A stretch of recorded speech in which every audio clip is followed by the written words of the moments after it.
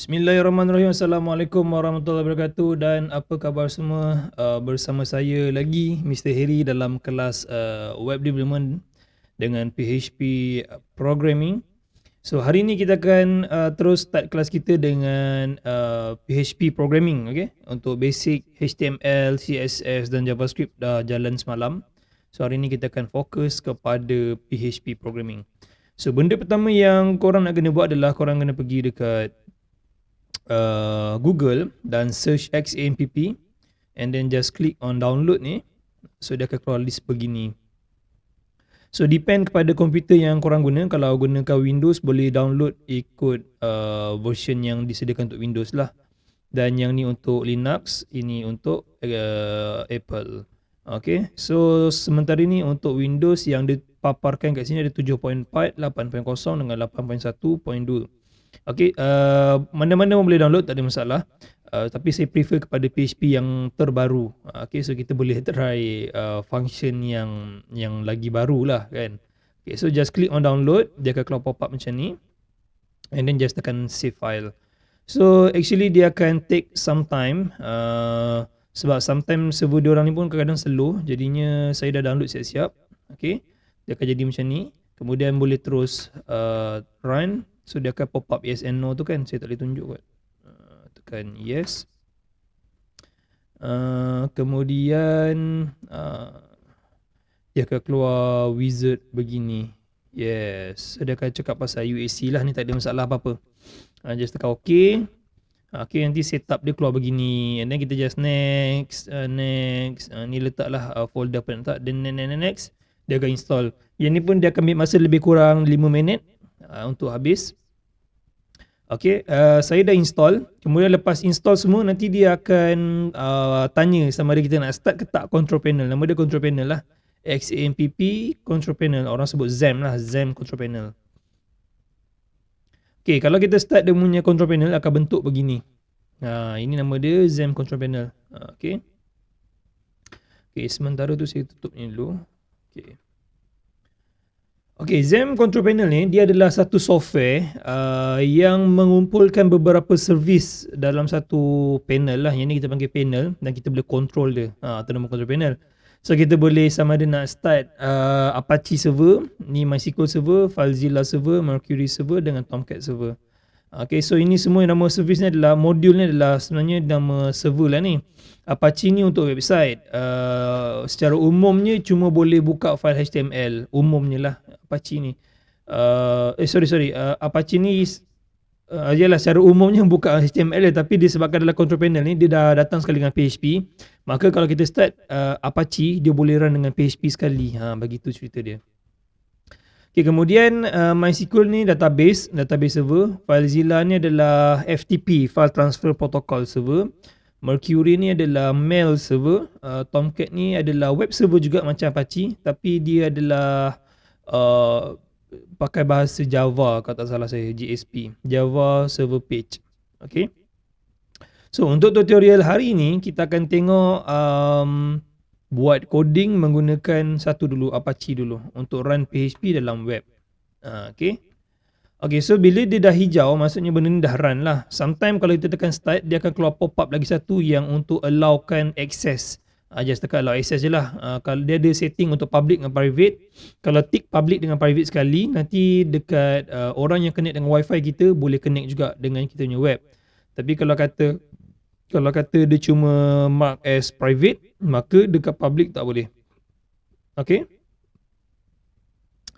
Okay, yang port number ni 80.443. 80 ni adalah port biasalah untuk website. 443 ni adalah website juga tapi dia ada SSL. Okay. Saya rasa tak ada apa kot yang nak ceritakan dekat control panel. So kita boleh terus pergi dekat kita punya directory. Okay, ni boleh tutup. Okay, setiap kali kita set up satu server, mana-mana pun, Windows ke, Linux ke, Apple ke, tak kisahlah mana-mana. Tapi XAMPP ni jarang-jarang orang pakai dekat production. Orang kalau production dia install directly Apache, directly PHP, ada install satu-satu. XAMPP ni kira package yang dah disatukan lah. Okay. Tapi setting dia still sama. Masih dia ada satu folder yang kita panggil sebagai www root. Maksudnya satu folder www tu itulah file yang akan ditunjuk dekat website kita. So kalau pakai XMPP ni, XAMPP ni, kat mana kita boleh pergi buka folder kita. Make sure masuk dekat C Masuk dekat C. Sekejap saya masuk balik. Okay, C. And then cari kita punya XAMPP. Saya punya XAMPP ada 3 version lah ni, XAMPP 7.2, XAMPP 7.4, XAMPP 8.1 yang mana saya baru download tadi.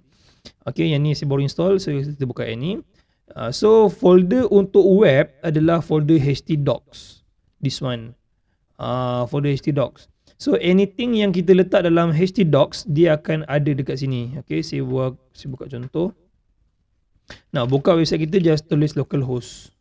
Nanti dia akan automatic masuk dekat, dia akan read baca dalam file ni lah.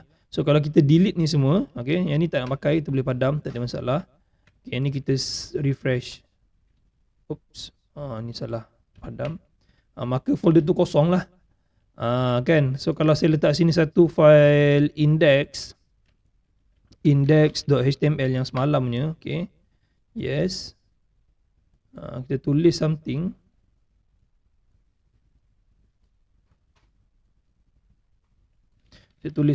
So kalau kita refresh, dia ada something, nampak? Dia akan ada lah. Saya letak sebelah-sebelah. Oops. Begitu. Nampak kemudian kita tak nak pakai file HTML sebab hari ni kelas PHP Programming. HTML dah lepas dah kira zaman silam lah. So kita akan start kelas baru dengan PHP. Sebelum tu jap, saya tengok apa lagi setting yang ada yang saya boleh cerita. Buka balik. Yang port 80 ni by default memang dia akan jadi port 80 lah untuk web. That's why kita tak perlu letak nombor port. Andai kata nombor ni telah berubah 81 ke 88 ke, so dekat URL ni kan tulislah nombor 81 ke 88 ke. Dia ada cara lah nak tukar port number ni sebab sometime ada setengah application yang dia akan pakai port yang sama. Ada setengah game, saya sendiri pun pernah try, ada setengah game yang menggunakan MySQL database. So dia akan run pada port yang sama. So jadi dia akan langgar dengan kita punya port. That's why kita boleh config lah. Pergi tekan config, tekan my.ini, cari port number dia ni 33606, boleh tukar 3307 ke 3308. Tu tak ada masalah. Sama juga macam Apache, tekan config, cari httpd conf. Kalau yang SSL ni untuk SSL, kalau yang conf ni untuk umum lah. Kita boleh cari 80 ada tak? Ni listen 80. So listen 80 ni adalah untuk listen pada port 80. Kalau kata saya letak 88, saya save saya letak 88 dan saya save, kemudian saya stop, saya start semula, maka sini akan jadi 88. Sini kalau dekat web saya refresh tak boleh pakai sebab port kita 88, by default sini jadi 80. So kita kena letak colon and then letak 88. Nampak? Begitu. Begitulah cerita dia. Kalau kata ada kacau lah port number tu, kalau tak ada tak payahlah, kekalkan saja. Saya cuba tunjuk supaya nak tahu ada tersesat ke apa kan. Saya buka balik. Saya rasa kita dah ready untuk teruskan kelas ni. First kali saya nak create satu file nama dia kita create folder dulu. Kita create folder and let's say php_1. Basic lah ni. Saya create new file, nama dia index.php. Kenapa nama dia index.php? Kalau kita tengok dekat dalam XAMPP, tengok bahagian config dia ni, dekat httpd config ni, cuba search index. Index ada tak? Index.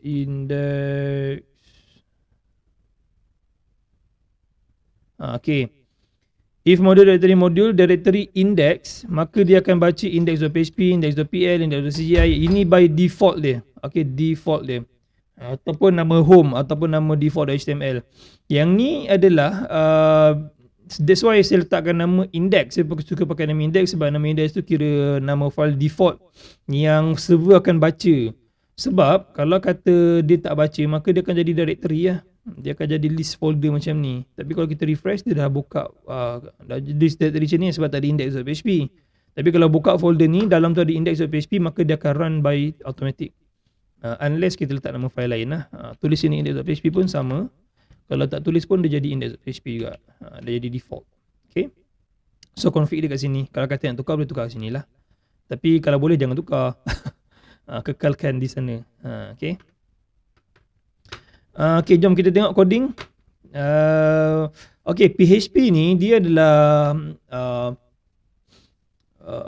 preprocessor hypertext programming language. Dia PHP lah. Dia sebenarnya dia bukan, kalau ikutkan dalam secara dari segi engineering dia, dari segi kejuruteraan dia, dia bukan programming language. Dia cuma adalah satu macam code, macam JavaScript je. Sebab dia interpret. Okay, dia macam senang kata, dia ada language asal dia. Ni bukan language asal. Dia macam kita tulis something, behind the scene dia jadi lain. Maksudnya dia tak pakai directly dengan bahasa PHP ni. Dia cuma interpret je. Interpret of C. Tak salah saya, interpret of C language. Okay, dia asal dia adalah C language. Okay, tapi tak apalah. Kita boleh sebut programming language jugalah. Tak ada masalah. Sebab ada yang orang pakai perkataan programming language. Okay, bahasa PHP ni, kita boleh run dekat dalam web, boleh run dekat CLI. CLI tu maksudnya command line interface. Okay, kita akan tengok kemudian. Okay, tengok kemudian. Kita tengok dekat web dulu. So macam mana pun kedua-dua file ni, sama ada buat dekat web ataupun buat dekat CLI, kita perlu mulakan kita punya file dengan perkataan anak panah kiri. Saya tak tahu bracket apa nama dia ni. Anak panah kiri, tanda soal dan PHP. Ini bermaksud file ini adalah file programming PHP. Okay, so saya Ctrl S untuk save. Kalau kita run pun tak jadi apa-apalah. Ini adalah pemula untuk PHP dan ini penutup untuk PHP. Maka di antara kedua-dua, pembuka dengan penutup ni, dalamnya adalah kod PHP. Kalau kita tulis something dekat selepas PHP ni pun tak ada masalah. Saya refresh, nampak? So andai kata kita ada content, let's say kita buat title, ataupun kita start dengan HTML. Okay, kita start dengan HTML. So doc type HTML, kemudian atasnya ada HTML, ada penutup HTML, kemudian ada head, ada body. Okay, ini macam yang semalam punya kelas lah. Kita buka structure dia kan. Okay, title, saya letak sini PHP 1. Okay, jangan lupa letak char set. Bolehlah char set lah. Mungkin kita nak buat contoh dengan JavaScript sekali kan. Kita pun tak tahu. Okay, tak apa, buat je dulu. Okay, kemudian sini saya letak H1 yang semalam punya, ingat satu buka satu tutup. Kemudian kita tulis sini welcome, selamat datang ke website saya. Begitu. Kemudian ini adalah paragraf 1. Saya refresh. Tu website saya. Okey, sekarang macam mana kita nak integratekan dengan PHP code? Kat mana nak letak PHP code? Sama ada paling bagus apa-apa pun programming dalam web ni, kita kena letak dekat atas sekali. Letak dekat atas sekali sebelum HTML. HTML ni kira front end. Dia akan nampak kat depan. PHP tak nampak. Okey, macam saya tulis dekat PHP ni kan, tag PHP ni. Kalau saya right click, saya tekan page source, kita tak nampak kod PHP tu. Pasal apa? Pasal PHP ni dia run dekat server yang dekat sini dia dah render lah. Dia dah render, dia run dekat local. Dekat local lah. Dekat kita punya front end. Sebab tu kita panggil PHP ni bahasa back end. Okay. Okay, so kalau kata PHP ni nak run dekat antara kod HTML pun boleh. Contoh selepas P kita nak letak PHP code. Boleh buka je PHP. Buka je PHP tag, tutup PHP. So di antara ni adalah letak PHP punya code. Okay, boleh faham Okay, ini paling basic lah ni, tempat nak letak PHP dan sebagainya. Kemudian kita boleh buat kod. Paling bagus run apa-apa kod dekat paling atas lah. Dekat bawah ni selalu kita cuma keluarkan balik apa result yang ada kat atas, kita keluarkan kat bawah. Dia ada reason dia. Nanti kalau dah masuk object oriented, dah masuk MVC, kita akan tengok kenapa kod PHP kena run dekat atas sebelum HTML. Okay. Sementara ni kita akan fokus dekat PHP sahaja. Okay, yang ni semua saya boleh padam lah. Contoh je kan. Okay. Jom kita tengok. Okay, untuk sekarang kalau saya refresh dia kosong. So kalau untuk keluarkan something, nak cakap something, kita boleh pakai echo. Echo ni command untuk keluarkan something. Let's say saya kata echo 1, dan jangan lupa letak semicolon. Dalam PHP wajib ada semicolon. Dalam JavaScript tak wajib. Okay. Disebabkan dia kategori C family, bahasa PHP ni adalah C family. Tak kisahlah C ke, C++ ke, C Sharp ke, diorang semua wajib ada semicolon. Begitu juga PHP, sebab PHP ni dia kategori C family punya language. Okay, so bila saya refresh, dia akan keluarkan nombor 1. Actually anything yang kita tulis kat sini, dia akan keluarkan. Okay, kalau kata nak tulis hello world, dia keluar hello world lah.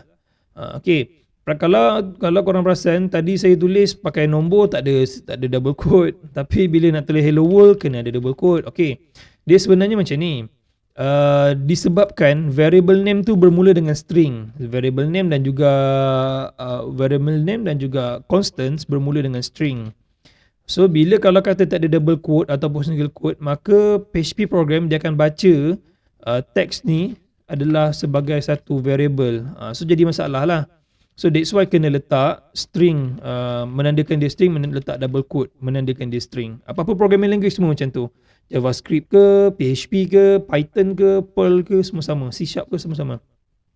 So boleh pilih antara single quote ataupun double quote. Dia ada beza sebenarnya kedua-dua ni. Dia ada hukum tajwid dia. Kita akan tengok kejap lagi. Okay, contoh sekarang dia keluar ASD. Okay, yang ni adalah cara nak keluarkan something. Okay, cara keluarkan something. Dia cuma single data lah. Dia tak boleh tunjuk data yang banyak-banyak, tak boleh. Dia cuma satu data je. Kalau nombor-nombor, teks-teks saja. Okay.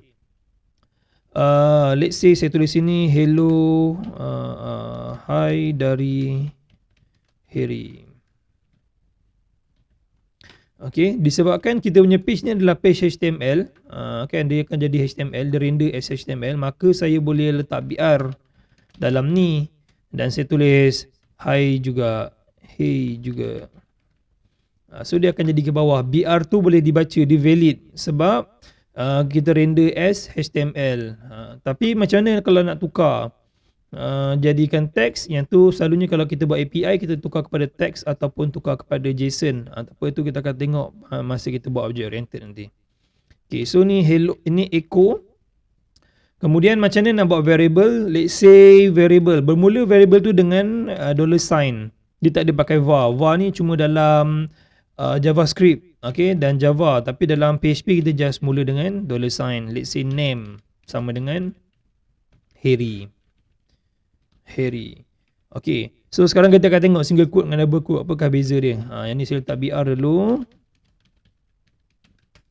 BR, okay, sekarang ni saya besarkan sikit.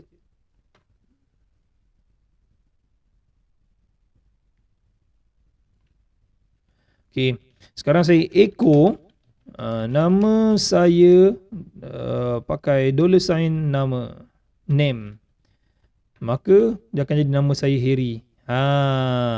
Okay, ini kalau pakai double quote, dia boleh baca ni sebagai satu variable. So dia akan ambil value of name dekat atas ni, iaitu Harry. So dia akan replace name ni dengan perkataan Harry. Tetapi kalau saya letak single quote, tengok apa jadi. Dia akan keluarkan nama variable tu sendiri. Maksudnya dia tak render data tu dengan kita punya variable. So that's why kita kena, sometimes kalau kata nak keluarkan $sign, kita kena letak single quote. Contoh letak nombor 0.00. Okay, kalau kita letak double quote, kita takut nanti dia akan nanti sistem ingat yang kita nak panggil variable. Problem lah. Sekarang ni okey lah kalau letak A ni, dia akan jadi error, undefined. $sign A kosong dah. Yang ni dia detect sebagai variable name, so dia akan error. So that's why sometimes kena pakai single quote. Okay, tapi dalam case sekarang ni saya nak keluarkan nama saya, so saya kena pakai double quote. Okay, so name. So ini adalah variable dan kita boleh combinekan. Contoh saya punya gender adalah male, lelaki lah, lelaki. Okay. Dan saya adalah seorang, okay, sama ada nak letak gender dekat dalam ni boleh, ataupun kita boleh gabungkan dua data ataupun dua string menggunakan dot. Pakai dot gender pun boleh juga. So dia ada pro and cons lah. Dia ada pro and cons. Kenapa kita sometimes nak kena pakai dot, sometimes nak kena pakai duduk dalam. Okay, macam ni cerita dia. Okay, yang ni saya, okay, lepas gender saya nak tambah BR, maka saya akan pakai dot. Saya akan tambah juga BR. Okay. Okay, so now kenapa sometimes kita nak kena pakai cara macam ni, duduk dalam ataupun kena pakai dot. Okay, saya tunjuk contoh. So echo, let's say saya nak kata tinggi sama dengan kita tak boleh buat 1 campur 1 dalam ni. So, dia akan keluar jadi 1 campur 1. Tetapi berbeza pula dengan, okay, saya control D untuk duplicate. Saya buat dot. Dia akan jadi 2. So kalau kata dia terkeluar daripada string, maka kita boleh run certain logic lah. Bukan the whole logic, tapi ada certain logic yang kita boleh run, macam mathematical operation untuk buat matematik kan. So kita kalau pakai string semua tak boleh lah, tak boleh tambah lah. Okay. So ini adalah basic dalam PHP. Kita tengok dia punya variable dan cara nak keluarkan dia punya value. Okay, lepas ni video saya akan tunjuk cara lebih mendalam tentang macam mana kita nak buat decision making, loop dia dan beberapa perkara yang penting lah yang saya nak tunjuk berkaitan dengan PHP. Jumpa pada video yang seterusnya.